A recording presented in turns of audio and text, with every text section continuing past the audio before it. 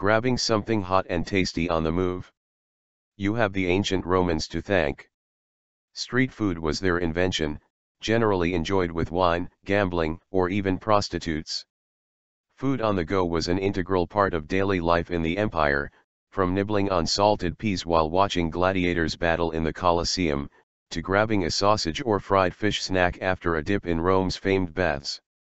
Feeding an empire of some 50 million people was no mean feat, as an exhibition in the Italian capital sets out to show in conjunction with Milan's 2015 Universal Exhibition on the themes of food and agriculture, running until the end of October. Food scarcity could trigger uprisings or even topple leaders, a risk Emperor Augustus, 63 BC to 14 AD, was unwilling to take. He made importing wheat, oil, wine, and other foodstuffs a top priority, changing the face of Roman dining. A typical day kicked off with the entaculum, or breakfast: salted bread, dried fruit, and eggs washed down with milk or wine. That was followed by a quick prandium, or lunch, grabbed at the thermopolia, forerunners of fast food restaurants or popani, wine bars frequented by the lower classes where customers could grab a bite, dabble in a bit of gambling, or pop upstairs for some sex.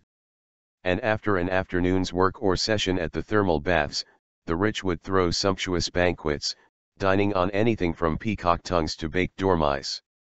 The rest of the population supped on fresh vegetables, stews and, occasionally, meat. The logistics deployed by the Romans to feed themselves is fascinating, said Orietta Rossini, curator of the Aeropaces exhibition, emphasizing how hard it was to keep happy a capital of 1 million people, the biggest in history before the Industrial Revolution hit London. The key lay in turning conquered Egypt into the empire's granary and ensuring wheat was transported cheaply to Rome all year round. Private shipowners would carry up to 500 tons of wheat between Alexandria and Rome under the strict supervision of the state, in an early example of today's partnerships between the private and public sectors, Rossini said. This made the emperor the sole distributor of daily bread, the only one responsible for the supply of provisions. Augustus boosted his popularity by distributing 35 kilos of wheat a month free to 20,000 citizens, free men over 17 years old. Egypt's role was later passed on to the empire's African provinces, with grain shipped from Carthage in Tunisia to Rome's Ostia port in just 3 days and nights. Wine, sold at rock-bottom prices, was also imported, along with oil and meat.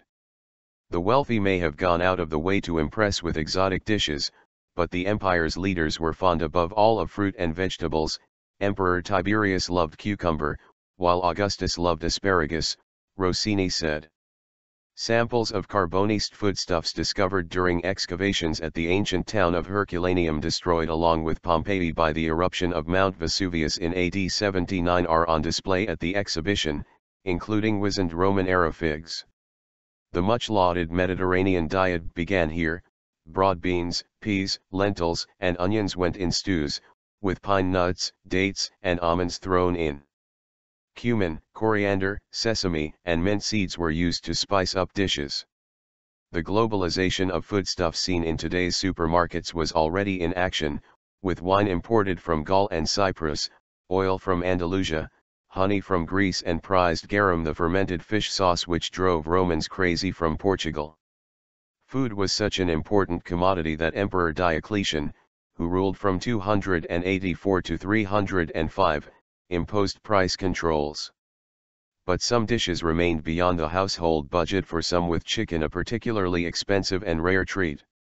While a baker would on average earn 50 pieces of silver a day, he would have to spend 60 to buy 2 chickens, 30 for a half a liter of Falernian wine from the Bay of Naples, 12 for 300 grams of pork, and 4 for 25 figs.